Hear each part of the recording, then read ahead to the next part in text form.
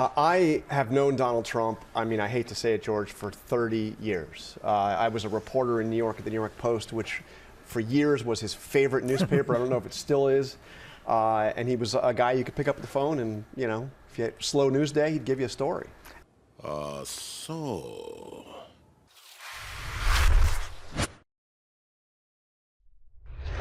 According to Jon Karl's reporting for his book, Betrayal, his last book, on his last day in office, shortly after boarding Air Force One, Donald Trump spoke with Republican Party Chair Ronna McDaniel and delivered some pretty uncomfortable news. He told McDaniel he was leaving the GOP and creating his own political party. Soon after boarding Air Force One for the very last time, Trump took a call from Republican Party Chairwoman Ronna McDaniel.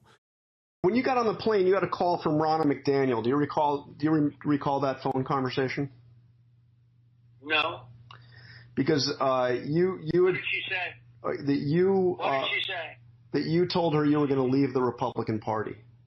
This is the sickest thing I've ever heard. It never says any such thing. You mean I was going to form another party or something? Yes. Oh, that's bull. Okay, never happened. As you heard, Trump denied pretty vehemently there that he has ever said anything like that. The RNC actually tried to deny it too, until Karl reminded them that his source had confirmed the story in a recorded interview. So Ronna McDaniel denied the conversation. Donald Trump denied the conversation, but Jonathan Karl's source is believed? What kind of bullshit is this? Trump told McDaniel he was done with the GOP. "I'm starting my own party," he said. "You cannot do that," McDaniel told Trump. "If you do, we will lose forever." "Exactly. You lose forever without me," Trump replied. "I don't care." Oh, that's bull. Okay, never happened. Trump and McDaniel issued statements together denying this report. Those denials are a lie, and they both know the denials are a lie. You're a third-rate reporter, and what you just said is a disgrace, okay? So the question is, what would have happened if Ronna McDaniel said, "Good riddance"? If ifs and buts was candies and nuts, we'd all have a Merry Christmas. It shows you just how uncomfortable Donald Trump's relationship with the party's establishment has been. And yet, Trump and the Republican Party have not split at all. Yes. What? You don't say. You don't say. You don't say. Who was it? He didn't say. In honor of our great veterans on Veterans Day, we pledge to you that we will root out the communists, Marxists, fascists, and the radical left thugs that live like vermin within the confines of our country. This is a classic mainstream media move. Pick some individual phrase of Donald Trump, focus on literally that word without actually interrogating the substance of what's at issue. This is what's wrong with the mainstream media. Focus on the substance and let's have an actual policy debate rather than talking to a presidential candidate instead of the policy substance of what's actually going on in the country, picking on some word that Donald Trump said on a certain day and asking me for comment on it. Give me a break. And joining me now is ABC News Chief Washington Correspondent Jon Karl. He needs some milk. You're a third-rate reporter. You hear Republicans say this, you hear some of his advisors say this, that the behavior we see today is the Donald Trump we should have all always known. Reading this book, it sounds like you disagree with that notion. I do. I mean, look, there are elements that he's always been like. He's always been obsessed with himself. He's always been willing to lie to prop himself up. He's always been willing to lie to prop himself up. We had hoped to talk to Dr. Fauci about both the outbreak at the White House and across the country.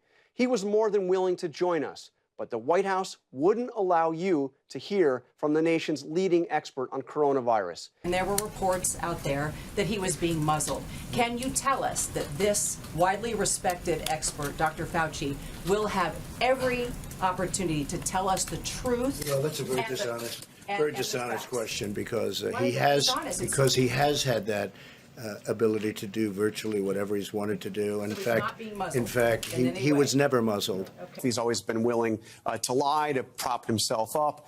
He was more than willing to join us, but the White House wouldn't allow you to hear from the nation's leading expert on coronavirus. It wouldn't allow any of the medical experts on the president's own coronavirus task force to appear on this show. Let me clarify it.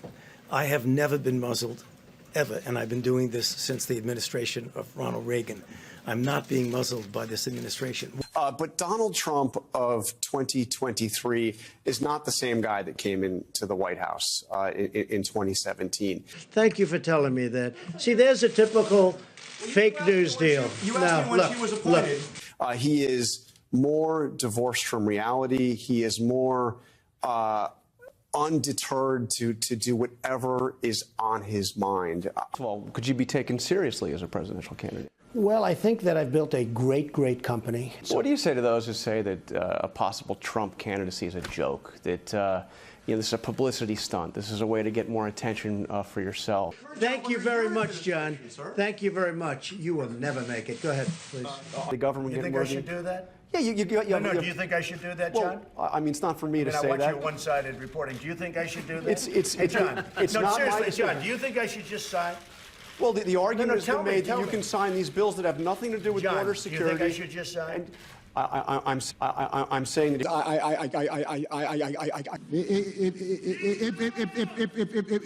I can't talk. I'm saying that. You stuttering prick, So you would do that if you were in my position. You'd do that. I'm not in your position. I'm asking you if that's something you will do. I'm asking you, would you do that if you were in my position? If you would do that, you should never be in this position.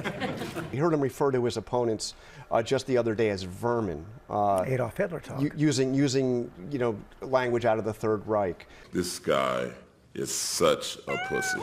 And then even though Trump left office per the Constitution on January 20th, 2021, the Trump derangement sufferers have to leapfrog to 2029.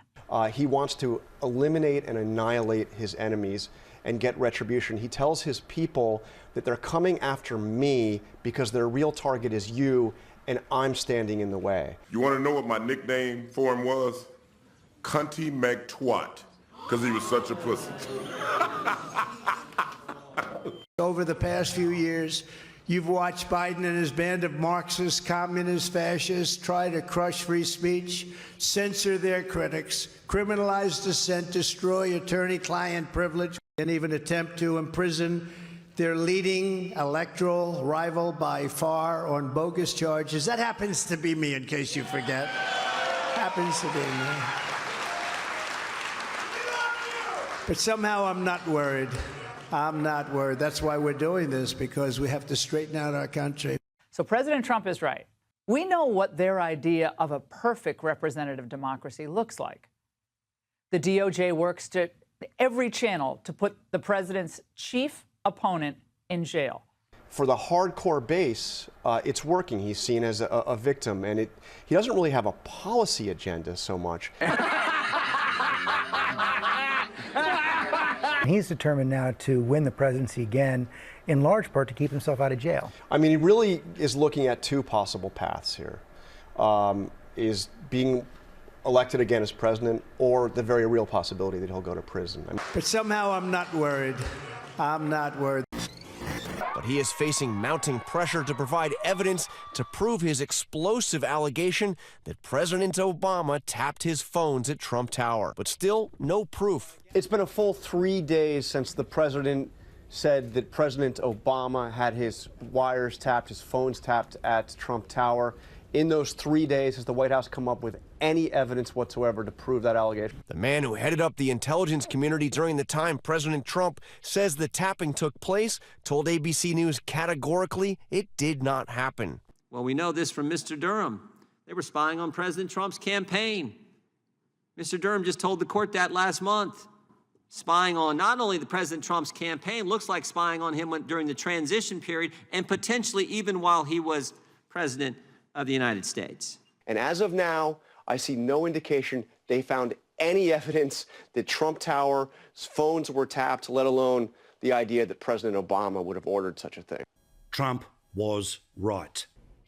White House Press Secretary Sean Spicer insists the president will be proven right about the alleged wiretapping of Trump Tower. So you think he's still going to be vindicated? Do you think I believe he will. But it's getting harder and harder to find anybody who agrees with that. But the White House says the president isn't backing down. The Senate Intelligence Committee is saying point blank they see no indications of surveillance. Where was your passion and where was your concern when they all said that there was no connection to Russia? Where was it then?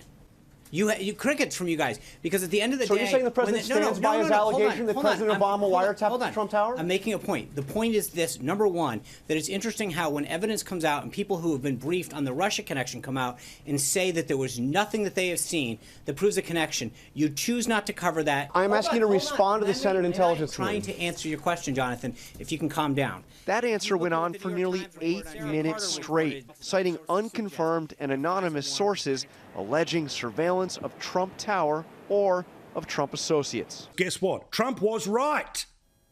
This was Donald Trump when he was telling the truth, but the American media in the lead up to the last election wouldn't have a bar of it.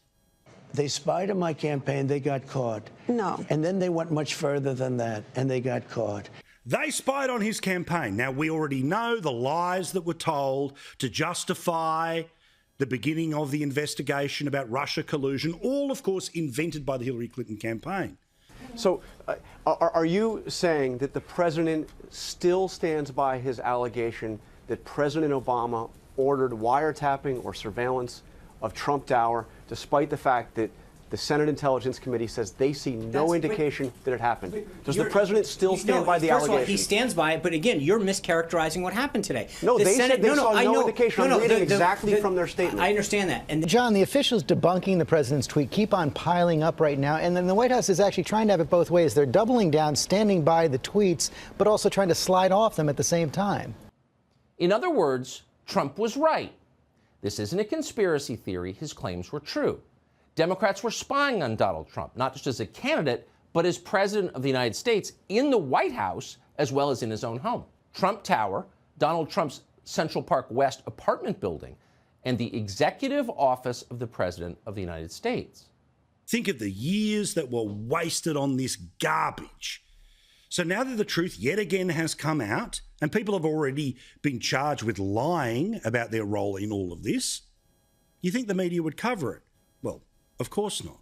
Mention where they had candidates on the stage, Republicans debating different policy differences, attacking each other over little things that they did or didn't do, and almost no mention of you-know-who. Almost no mention of Donald Trump, and no acknowledgement of the fact that none of them have a chance unless they can take him down. And yet it was like, but he Chris wasn't there. Christie takes him down, and he doesn't have a chance either. So I think it's a losing game against the guy. Well, I'm not convinced it's over. I'm not convinced. I think the Republican primary still has a ways to go. And I think that Trump is a lot more volatile than people realize. One of the reasons why I wrote this book is, and that quote that you just cited about vermin, we're gonna get the vermin. I mean, that is Nazi imagery. Now, I'm not saying that Donald Trump is a Nazi, but that is the imagery language used by Adolf Hitler. And Jon Karl. is it your intention to always tell the truth from that podium, and will you pledge never to knowingly say something that is not factual? It is. Well, well, well. Look like somebody's little acorns done grew into big nuts.